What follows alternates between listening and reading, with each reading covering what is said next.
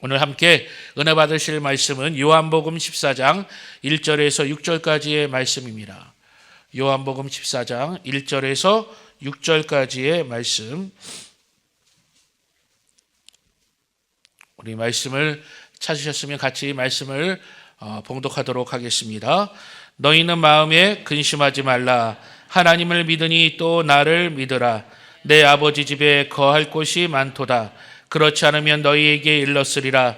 내가 너희를 위하여 거처를 예비하러 가노니 가서 너희를 위하여 거처를 예비하면 내가 다시 와서 너희를 내게로 영접하여 나 있는 곳에 너희도 있게 하리라. 내가 어디로 가든지 그 길을 너희가 아느니라. 도마가 이르되 주여 주께서 어디로 가시는지 우리가 알지 못하거늘 그 길을 어찌 알겠사옵나이까. 예수께서 이르시되 내가 곧 길이요 진리요 생명이니 나로 말미암지 않고는 아버지께로 올 자가 없느니라. 아멘. 할렐루야. 할렐루야. 오늘도 예수 안에서 좋은 일이 일어납니다. 오늘 함께 읽은 본문의 말씀을 중심으로 길과 진리, 생명이 되시는 예수님, 이러한 제목으로 함께 은혜를 나누도록 하겠습니다. 여러분 밤새 평안하셨는지요? 예, 참 잘 자셨어요. 예. 예나 지금이나 우리가 만날 때마다 특히 아침에 첫 만날 때 평안하셨어요? 잘 지내셨어요? 우리가 이렇게 인사하지 않겠습니까? 예나 지금이나 우리가 그렇게 인사할 수 있는 것은 우리가 사는 이 세상이 불확실하고 불안하고 이 위험으로 가득 차 있기 때문에 우리는 아직도 그렇게 인사를 하고 살아가고 있는 것이 아닌가, 그런 생각을 하게 되었습니다. 여러분, 뉴스를 보면 참 전쟁의 소식도 많고 경제의 위기설도 많고 각종 사건과 사고들이 질비한 것을 우리가 보게 됩니다. 개인적으로도 어떻습니까? 우리의 건강의 문제, 자녀의 문제, 물질의 문제, 환경의 문제, 걱정이 끊이지 않는 날이 하루라도 없는 게 우리의 삶의 현실인 것 같습니다. 얼마 전 제가 글을 읽다가, 인터넷에서 글을 찾아 읽다가 둠 스크롤링이라는 한 단어를 제가 보게 되었습니다. 여러분 혹시 들어보셨어요? 둠 스크롤링. 아무도 안 들어보셨죠? 요즘 최근에 이제 코로나를 지나면서 새로 생겨난 신조어라고 하더라고요. 이 심리학계에서 사용하는 신조어 중에 하나인데요. 이 파멸을 뜻하는 둠, 이 영어예요. 영어. 둠이라는 단어와 스마트폰 화면을 넘기는 이 스크롤링이라고 하는 단어가 합쳐져서 둠 스크롤링이라고 하는 새로운 단어가 나왔다는 거예요. 그 뜻을 자세히 보니까 이런 의미랍니다. 우울하고 걱정스러운 뉴스를 계속해서 찾아보면 화면을 끊임없이 내리게 되는 이 강박적인 행동, 이런 것을 둠 스크롤링이라고 이야기를 한다고 해요. 여러분 요즘 여러분 다 유튜브 보시죠? 우리가 유튜브를 볼 때 내가 관심 있는 거 딱 찾아보잖아요. 그러면 그 다음부터 유튜브가 어떤 것을 찾아줍니까? 내가 봤던 그 주제, 내가 관심 있어 하는 그 주제를 이 유튜브 알고리즘이 계속 끊임없이 보여줍니다. 그래서 특히 이 부정적인 뉴스나 어떤 그러한 사건을, 영상이나 이런 것들을 찾아보면 우리도 알지 못하게 계속 그러한 영상들을 추천해서 우리가 끊임없이 그러한 영상을 보게 된다는 거예요. 이 미국의 임상심리학자 이 수전 엘버트라고 하는 박사가 이런 얘기를 했습니다. 우리의 뇌는 위험으로부터 자신을 보호하기 위해 부정적인 정보에 더 집중되도록 설계되어 있다는 거예요. 그래서 현대의 알고리즘이 이를 악용해서 우리를 이 만성적인 불안 상태로 몰아넣는다라고 얘기합니다. 그래서 우리가 부정적인 어떤 뉴스나 어떤 그런 사건, 사고 계속 그것만 보게 되면 그런 것에 정보에 노출되어 있으면 우리가 늘 불안해서 벗어날 수가 없다는 그러한 경고가 있더라고요. 오늘 본문의 이 제자들의 모습도 어떻게 보면 이 둠 스크롤링의 상태라고 우리가 이야기할 수가 있겠습니다. 요한복음 13장, 어제 여러분들이 요한복음 13장 말씀 함께 나누었지만 예수님께서 제자들에게 이제 자기가 이제 죽게 될 것이라는 예언을 하게 됩니다. 그것도 제자 중에 한 사람이 나를 팔 것이라고 예수님이 예언하세요. 게다가 베드로에게는 뭐라고 예언하십니까? 네가 나를 3번이나 나를 부인할 것이라고 이 부정적인 예언까지 하셨다라는 거예요. 그러면서 이 14장의 말씀으로 넘어오게 됩니다. 3년 동안 모든 것을 다 버리고 예수님을 쫓았던 제자들에게 예수님의 이 예언의 말씀, 이 말씀들은 천청병력과 같은 소식이었을 것이에요. 자신들 속에 배신자가 있다고요? 수젠자라고 자부했던 베드로는 예수님을 부인할 것이라는 예언까지 더해져서 제자들의 마음은 그야말로 멘붕 상태, 공황 상태가 되었을 것입니다. 당연히 앞으로 예수님이 우리와 함께 계시지 않는다라는 그 미래는 어떻겠습니까? 이 종교 지도자들이 자기들을 그냥 놔두지 않을 것이라고 하는 불안감이 있겠죠. 로마의 압제는 계속 우리를 핍박할 것이라고 두려움 가운데 있었을 것입니다. 수많은 사람들이 지금은 예수님을 따르고 우리를 따르고 있지만 예수님이 떠나버리면 이 수많은 군중들이 우리를 돌아설 것이라는 불안감이 이 제자들 가운데 가득했을 것입니다. 제자들의 입장에서 눈앞에 있는 모든 정보, 미래에 예상되어지는 모든 정보가 다 뭐예요? 근심과 절망밖에 남아있지 않았다라는 것이에요. 이 근심과 절망이 가득한 제자들에게 오늘 예수님은 놀라운 위로의 말씀을 주시고 계신다는 것을 우리가 오늘 발견해야 될 줄로 믿습니다. 저는 오늘 제자들에게 주신 이 위로의 말씀이 지금도 근심과 걱정이 가득한 저와 여러분에게 하나님께서 주시는 소망의 말씀이 되기를 예수님의 이름으로 축복합니다. 첫째로 우리는 믿음 안에서 근심하지 말아야 할 줄로 믿습니다. 오늘 예수님 우리에게 뭐라고 말씀하세요? 1절의 말씀을 우리가 다시 한번 읽어볼까요? 함께 읽겠습니다. 너희는 마음에 근심하지 말라. 하나님을 믿으니 또 나를 믿으라. 할렐루야. 여러분, 우리 인생의 모든 근심의 치료제는 뭐냐? 바로 믿음에 있다는 것을 우리가 깨달아야 될 줄로 믿습니다. 오늘 예수님은 근심과 절망이 가득한 제자들을 향해서 단순하게 야, 걱정하지 마. 앞으로 좋은 일이 잘 될 거야. 이러한 막연한 긍정적인 말을 하신 것이 아니라는 것이에요. 오히려 예수님은 우리의 모든 근심의 원인에 초점을 맞추고 있다는 거예요. 우리는 흔히 내 삶에 닥친 이 근심거리들, 이 문제들이 해결되어야 내가 이 근심으로부터 벗어날 것이라고 생각합니다. 그래서 하나님, 나에게 이 문제를 해결하여 주시옵소서. 이 문제로부터 나를 벗어나게 해 주시옵소서. 우리가 이렇게 기도하잖아요. 그런데 하나님 우리에게 어떻게 역사하시나요? 여러분, 하나님은 우리에게 어떻게 역사하시는지 우리의 그런 경험들을 한번 곰곰이 생각해 보세요. 물론 하나님께서 우리의 문제를 해결해 주시고 환난 가운데 피할 길을 열어주십니다. 그런데 하나님이 우리의 삶에서 역사하시는 것을 우리가 곰곰이 생각해 보면 하나님께서 그냥 우리의 문제를 갑자기 해결해 주시는 것이 아니라 먼저 무엇 하시느냐? 우리의 마음과 생각의 상태를 변화시킨다는 거예요.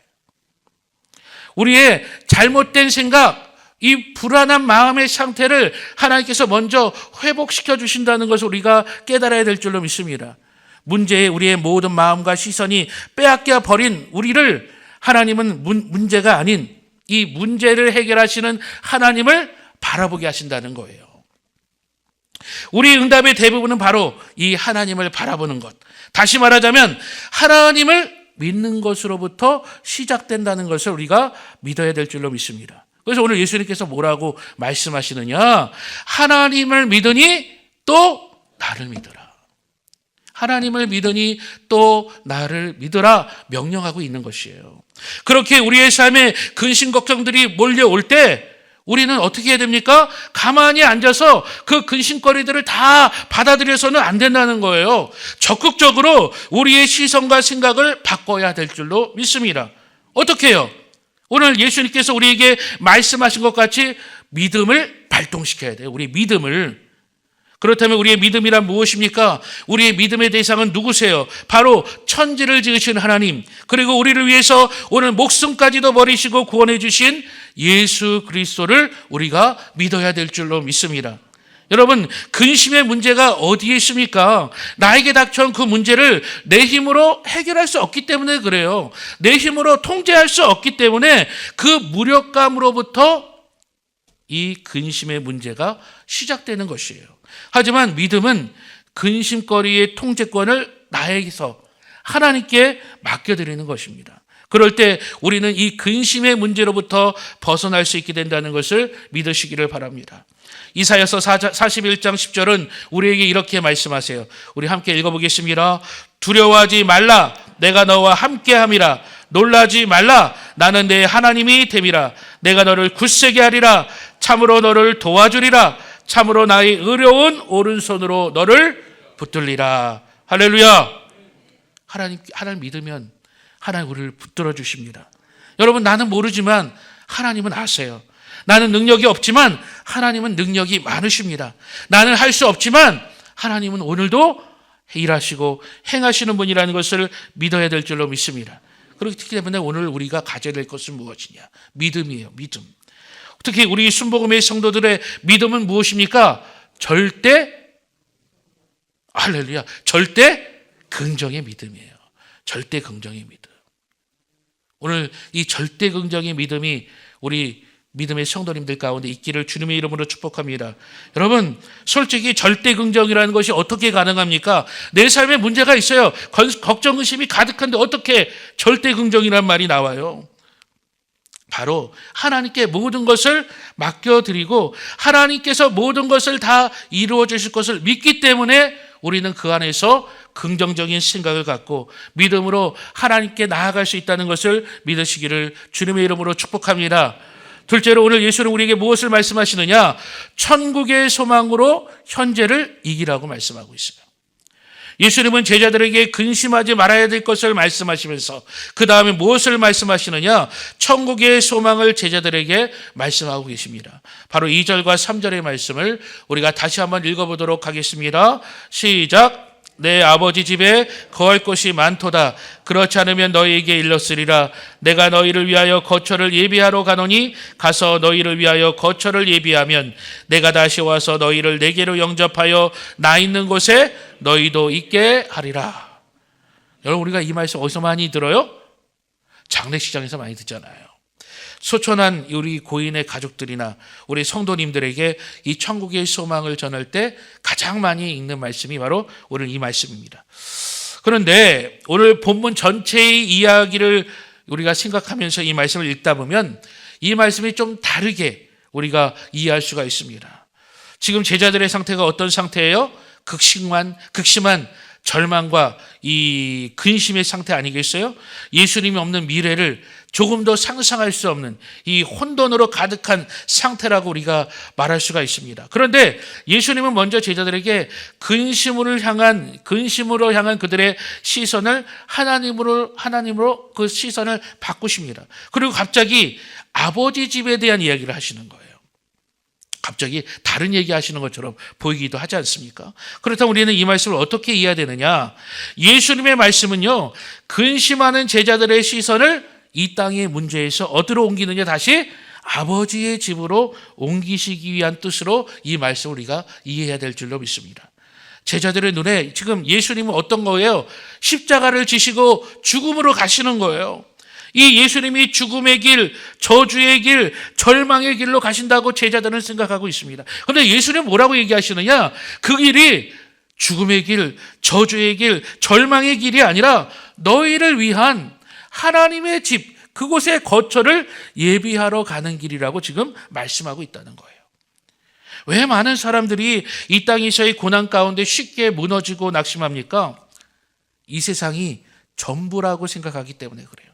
이 세상이 전부라기 때문에 여기서 절대로 낙심하고 문제가 생기면 안 된다고 생각하고 있다는 것입니다. 하지만 성경은 우리의 삶을 뭐라고 얘기합니까? 이 땅에서의 나그네와 거류민이라고 말씀하고 있습니다. 그리스도인에게 삶은요, 이 땅의 삶이 전부가 아니에요. 오히려 이 땅의 삶은 잠깐의 삶이고 영원한 하나님의 나라, 그 삶이 우리들에게 예비되어 있다는 것을 우리에게 말씀하고 있습니다. 예수님께서 근심 가운데 있는 제자들에게 근심하지 말라고 말씀하고 계세요. 그리고 그들에게 아버지의 집, 그리고 그 거처에 대해서 말씀하고 있습니다. 결국 이 말씀은 우리에게 영원한 아버지 집, 이 천국이 우리에게 이미 주어지고 있다는 이 약속의 말씀, 천국의 소망이라는 것을 우리가 깨달아야 될 줄로 믿습니다. 우리가 비록 이 땅에서 수많은 근심거리들을 만나게 될지라도 낙심하고 절망하지 말라고 말씀하는 거예요. 왜요? 우리에게는 영원한 천국이 있거든요. 이 땅에서의 고난은 잠깐이지만 하나님이 예비하신 영원한 복된 천국이 있다는 것을 말씀하고 있다는 거예요.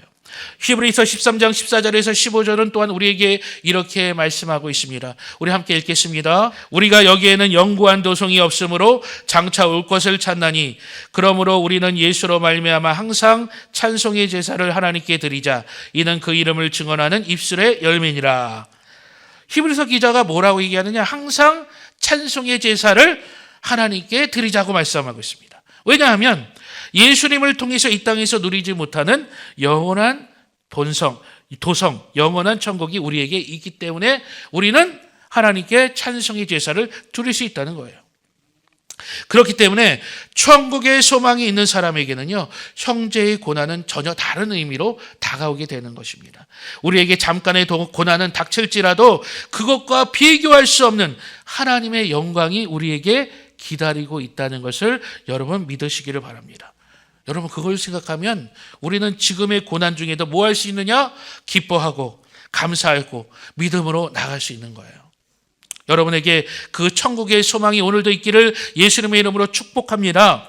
그 천국을 바라보는 신앙, 그 믿음, 이단 사이비가 말하는 종말론적인 그러한 잘못된 신앙관이 아니라 예수님께서 오늘 우리에게 말씀하시는 이 우리를 위해서 예비해 놓으신 이 천국 보험, 영원한 천국 보험을 바라보시면서 현재의 근심거리를 만나더라도 여러분 씩씩하게 믿음으로 나아가시기를 주님의 이름으로 축복합니다.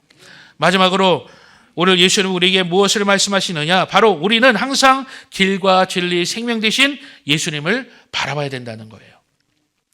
우리 6절의 말씀을 다시 한번 읽어보도록 하겠습니다. 시작. 예수께서 이르시되 내가 곧 길이요 진리요 생명이니 나로 말미암지 않고는 아버지께로 올 자가 없느니라. 5절의 말씀을 보면 도마가 이렇게 예수님께 질문합니다. 주여, 주께서 어디로 가시는지 우리가 알지 못하거늘 그 길을 어찌 알겠사옵나이까? 도마는요, 예수님의 말씀을 도무지 이해하지 못하고 있어요. 예수님이 말씀하시는 길이 실제로 어느 실제하고 있는 장소라고 생각하고 있는지도 모르겠습니다. 그래서 도마가 예수님께서 가시는 그 길을 우리는 알지 못하기 때문에 따라갈 수 없다라고 이야기하고 있는 거예요. 그런데 예수님은 도마에게 뭐라고 말씀하시느냐? 야, 그 길이 어디 있는 곳이라고 말씀하시는 것이 아니라 예수님 자신이 어떤 분인지를 말씀하고 계세요. 세 가지를 말씀하세요. 먼저 예수님은 우리에게 길이 되신다고 얘기하고 있습니다. 여러분, 우리 인생에는 참된 길이 필요합니다. 아무리 열심히 살아도요, 길을 잘못 가게 되면 잘못된 곳에 도착하게 돼요. 우리가 길을 헤매거나 방향을 잃었을 때 우리는요, 세상의 지도를 찾는 것이 아니라 예수 그리스도를 바라보고 그분의 인도하심을 구하며 사는 것이 중요합니다. 여러분, 예수님 외에 다른 길은 없어요. 우리가 믿음 안에서 성공할 수 있는 유일한 길은 예수 외에 다른 게 없어요. 여러분, 세상의 어떠한 지식이나 경험이나 능력이나 이것을 의지하며 사는 인생은요, 결국엔 잘못된 길로 도착할 수밖에 없습니다.